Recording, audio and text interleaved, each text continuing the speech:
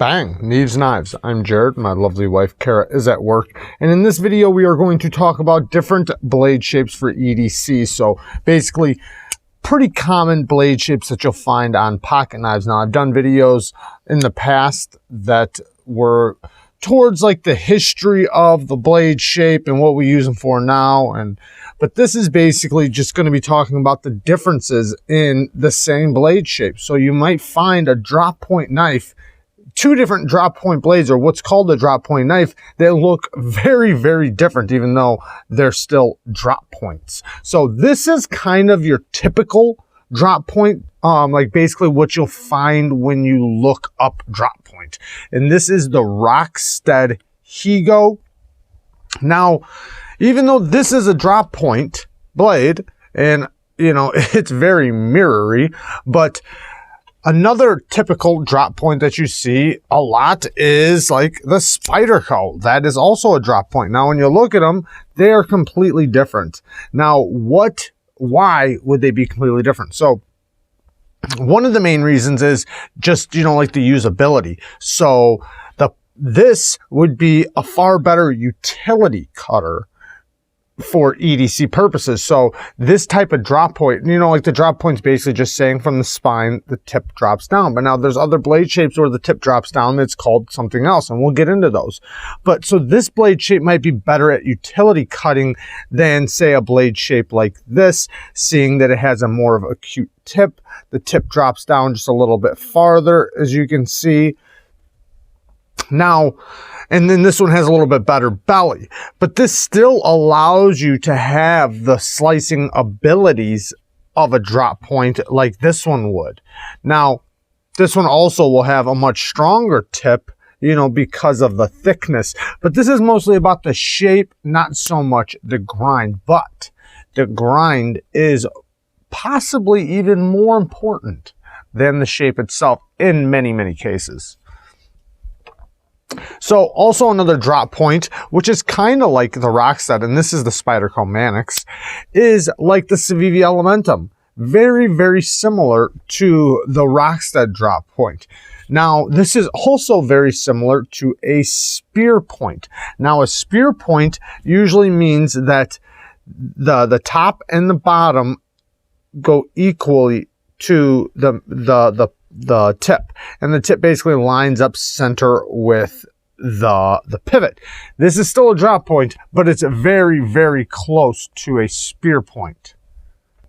This one right here is a spear point, even though you see that they're very, very similar, but this is a spear point because of, like I said, the tapering down to the middle. Now, the grind is going to have a lot to do with the way it performs, but let's get into another blade shape. Or you know what, let's show just a couple more different versions of a drop point. So now here's another, the Civivi Pintail. Very similar to this one. And this is kind of like my thoughts. When I think of a drop point, I think of something like this. Or maybe something like this. Civivi Pintail, and then this is the Spyderco Gale Bradley. This is like my brain when I think of drop point. It's very similar to this, even though there's so many, like, you know, kind of like the Skaha right here. This is a very typical drop point right here. Now, even though this is still typical, now look at something like this. Also the same. Is it's a drop point. This is the Civivi Pintail. Then you'll have versions like this, which are a drop point, but it's a harpoon drop point. And the harpoon, what does the harpoon do for you? Because even though we have 100 different drop points, some of them are used for different purposes, or there's a reason behind their madness, like this being the harpoon. In this specific case, it's for you to lock in behind the harpoon and put pressure, whether it's with your tip of your finger or your thumb. It's for you to lock in, and they put the jimping there for you to do that. Now, there's other drop points that maybe the harpoon is down a little farther, you know, kind of like the Chris Reeves Umnumzun, where the harpoon is up here. Now, that can be added for tip strength, Lots of different reasons. Let's get to another blade shape because we have a few more to get through. Let's talk about the Wharncliffe. So this is a typical Wharncliffe in my opinion. Now this is the Twosun 121, I believe. Anyways, you see, in my opinion, the original or the real Wharncliffe has a straight edge, perfectly straight, then the spine tapers down to the tip. But now you'll see a lot of companies and people calling blade shapes like this the Wharncliffe. Now this is actually called a Wharncliffe from the company itself. This is the Quest Custom Wharncliffe Gent. But to me, that's a sheep's foot. Now let's talk about a sheep's foot, because a sheep's foot, I think, is they kind of have the same purpose, but I think they're very different. We'll bring more sheep's foots in here in just 1 second. But this is like a modified Wharncliffe. Now, why do I say it's modified? Well, they added a little bit of belly in it right here. You see how it's not perfectly straight like the Twosun with the edge? Now, why would they do that? Well, it's giving you the utility performances, like how this one would be. This one would be an amazing utility cutter. You can cut perfect straight lines, you can cut things out, you can open things up. It's kind of like having a claw. Well, in this case, you still have that claw, but now you have a little bit of belly for a little bit better slicing. Why doesn't a Wharncliffe slice as good as a knife with a belly? Well, the reason why is because they still cut, they still slice, but when you're pulling your cut through, when you have a little bit of belly, it's rounded. So the edge is, it's kind of like a saw blade that's spinning. You know, you always have the edge kind of coming around the material. So it's kind of like the same concept. The edge is kind of facing towards how you're cutting, you know, because you tend to go like that when you slice, and then when you go like this and you kind of push, the grit from the edge is kind of angled towards it. Now, with a Wharncliffe, it's the grit is like straight towards it, and when you go like this, it doesn't have that the edge kind of pulling it in. It's more where you're pushing it through. I hope that makes sense.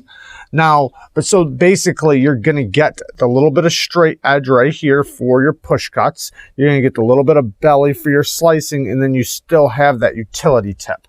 Now, talking about other versions, let's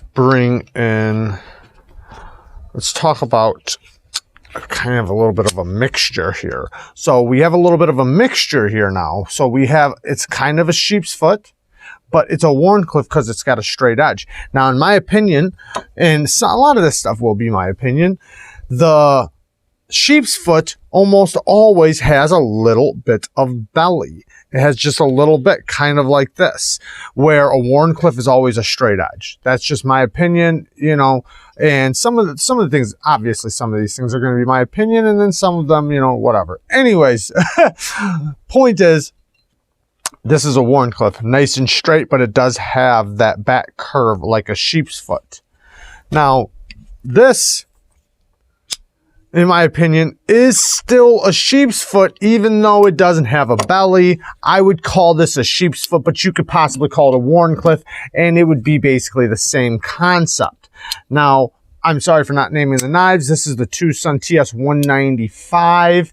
And then, what other knives did I bring forward? I don't even remember now. Anyways, so this is the Little Main Street. And the Little Main Street is straight, but it has this, you know, this back end that's more like a sheep's foot instead of a slow taper down to the tip like this was. And this is the Artisan Centauri, how it just slowly tapers down. Well, this one has the little clip in the tip, but, you know, either way, you could call it whichever one. Now, this one right here is basically the same thing, you know, like we were just showing. It's kind of a mix between a sheep's foot and a Wharncliffe. I would personally call it a sheep's foot, even though it doesn't have a belly, but usually, in my opinion, sheep's foots have a belly, but not always. So now here's a sheep's foot with a belly, in my opinion. Now, it doesn't have a corner right here. It's more rounded, but this to me is a great example of a sheep's foot. You get that great utility cuts. You got just a little bit of belly for slicing, and you still do push cuts, and it works great. This is the Kubi Vagrant. Here is the KANSEPT Goblin, another example of a sheep's foot. Small little bit of belly, great little clip in the front. Now, some people might, and we'll get into this in just one second, some people call these blade shapes clip points. We'll talk about that here in just one second, but this is a perfect example of a sheep's foot. This is exactly what I think of when I think of a sheep's foot, something just like this. Now, you'll probably think in your head, well, that's very similar to that, right? Well, sometimes the blade shapes are very similar, but there's little details that make them different. But this is why I love a good sheep's foot blade, is because it's very similar to the drop point, except for in many cases, the tip is better for utility. Now, you have that good amount of belly for slicing, and a nice part, you know, nice straight edge right here for your push cuts. This is the Benchmade Griptillian with the sheep's foot. Now, going back to the clip point, why isn't this a clip point? Which, you know, a lot of people might call it a clip point. Now, some people might call this a reverse tanto. Now, I disagree with that. And we'll get into tantos here in just a second, but this is a clip point or a spay point to me. And I'm not trying to argue with anybody about what it is. This is my interpretation. So a clip point is a little different. Now a reverse tanto would mean that this is sharp back here, but it's not. Like if we pull up a tanto, which we will here in a second, you'll notice its secondary edge is always sharp. So to me, it can't be a reverse tanto. It would be a clip point or spay point, or maybe possibly an elongated sheep's foot. Whatever, you know, like that's kind of the beauty of all these blade shapes, is some of them are very unique, and it's just the way we perceive them. But if you notice, this is kind of similar to that. You know, it has a little clip right here. Now, what is a clip point, in my opinion?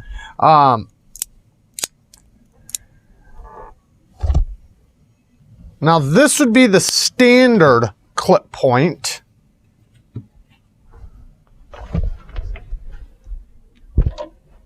It looks like the tip was basically clipped off the front. Now, this would be a clip point buoy. So, a little different, but you see kind of the resemblance. But this is a standard clip point, and that's a clip point buoy. Now, Buck Mesa, this is an old-timer Schrade.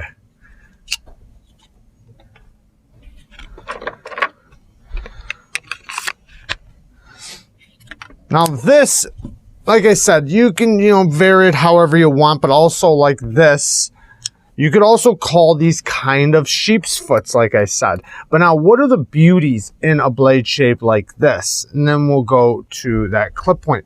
The buoy style or the regular clip point. You have a tip for utility cuts that's also relatively strong.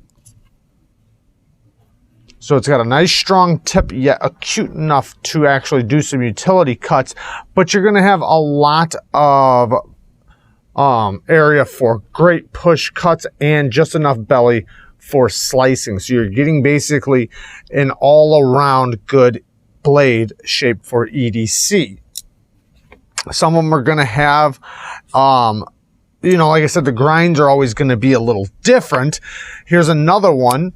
Now, this is, you know, kind of basically the same thing. This is the Twosun TS158.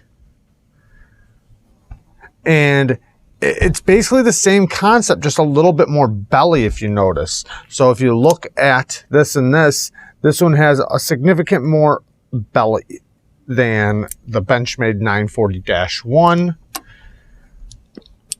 Now, when we look at the standard clip point, you know, you have a nice fine tip for cutting. Now, sometimes the tips go up higher, so it kind of just depends. But this is where the shape like this will be a little bit better than a shape like this, because this is going to be mostly for slicing, less tip action with less utility cuts with a standard original clip point. With like a new age clip point, or you know, call it what you want, maybe a sheep's foot or a spay point or whatever, it's going to have a little bit better utility cuts. Now, originally a spay point wasn't supposed to have a good tip. It's supposed to be a rounded tip for slicing, because it was supposed to be able to cut skin without puncturing it. There's a difference between slicing skin or slicing things and puncturing it, where this came into play really good too, because it has this front rounded edge right here where you can slice without the tip puncturing in. You can slice it rather than puncturing it. So that's where the beauty in that is going to come. And sometimes you want a blade that is specific tasked, meaning it's specifically for a certain thing. Now let's talk about tantos. There's an American tanto and the Japanese tanto. Now, I'm not going to sit here and get into another argument about the Japanese tanto, but here we go. Because I understand that the original Japanese tanto was rounded right here, right? But for a pocket knife, that would be called a straight back. The reason why it's called a straight back is because it has a straight spine, and then it's basically just belly until it hits a straight edge with no secondary tip here. But for a sword, that's the original Japanese tanto. For a pocket knife Japanese tanto, which I understand what the original authentic version of the Japanese tanto, but this pocket knife version has a secondary tip, has dual grinds. Because if you take away this tip right here, what is it? It's just a straight back, you know. So and even if you add the other grind in, like I had, and you rarely ever see an authentic Japanese tanto blade shape. You rarely see it. I've seen it a couple times. There was a Twosun that had one. Anyways, the point is that once you add this secondary grind, because it normally has two different grinds, just like even on this, how this is one grind, then you see the line right there. That adds to another grind. So once you add that in, you usually get that other tip. Now, if you round it out and it's not there, it's a straight back. Now, because it's just all belly. But the American tanto is straight right here. It's a straight edge. Now, what would be the benefits of using this for EDC? Well, a lot of things. It'd be really good for prying, scraping, scoring, because you have this tip right here, and you can use that tip, like say maybe to open up wire or to open up packages without puncturing, because sometimes you need to use a tip, but you don't want to puncture too deep. Now, another thing is that you're going to have a strong tip for puncturing. So when you do stab into things, you're not going to have to worry about your tip just snapping off. Not saying you're not, you might, but anyways. With the Japanese tanto, you're going to have a little bit of belly up here. So you're going to be able to use that for slicing, but you're still going to be able to scrape and do prying. We're talking about light duty prying, but prying, and you'll still have that secondary edge. Now, it's not going to be as pronounced as the American tanto, but it's still there. So you can still use it to open things up, you know, and depending on the grind and how thin it is, you're going to, you know, be able to use it for more or less tasks, that secondary tip. Now, just like this, or just like these, now this is the same thing, but they added some serrations here. On any blade shape, you can add serrations, or even possibly a little recurve. So any of these blade shapes we've mentioned, you could add just a little bit of curve to it. kind of like how we seen on the buoy just a second ago. It has some recurve down here. What would the recurve be good for? The recurve, it's kind of like the whole concept of the belly. It helps trap materials in as you're cutting through, helps trap them in here, and then this belly part continues to cut while the material gets stuck in this section right here as it's cutting through. So that would be the benefits of adding a recurve to any blade shape. Now, there are different versions of Tontos where maybe it drops down a little bit, you know, the different grinds, different thicknesses, different swedges. So, you know, there's so many different versions of every blade shape that's kind of the beauty of a pocket knife, you know, in so many different blade shapes, because now you have the opportunity to have a one-task knife or a multitasking knife or a knife that is fit for your purpose. And sometimes you have a task that you do every day and you're like, man, I just wish I had this specific blade shape. Well, I guarantee it's out there. This is the React K2. This is the Microtech SoCom Elite. And the other knife was the Benchmade Mini Griptillian in the Tonto. And then this is the Hinder FireTech with the Triway. Now with Hawkbill blades, karambit style blades, these were originally made for carpet cutting, utility cutting and stuff like that, and then also for self-defense. Now it's going to be more specific task. Now you can cut with this, you know, and break, you know, like cut some cardboard or ropes or whatever. You could definitely get behind ropes and cut ropes, but utility cutting is going to be its main purpose. It's kind of the same thing how we were saying with the recurve, how it sucks the material in. Well, it does the same thing, just the opposite way. So when you're cutting, like say carpet, linoleum, something like that, which is what, you know, this blade shape, you know, is made for, it traps the material in there and helps it stay in this portion so you can drag the blade through. But it's not going to be the best for other tasks like slicing and prying and, you know, other stuff like that. Utility cuts, yeah, it's going to be pretty good, but, you know, with the tip, you know, you're going to want to be careful not to chip it. Otherwise, then, you know, you're not going to have that job from it. Now, there's so many different variations of blade shapes, and I hope this video was fun for you. I could break out 100 more different variations of each one of these blade shapes, but it's already been 23 minutes, and I love you guys. Peace.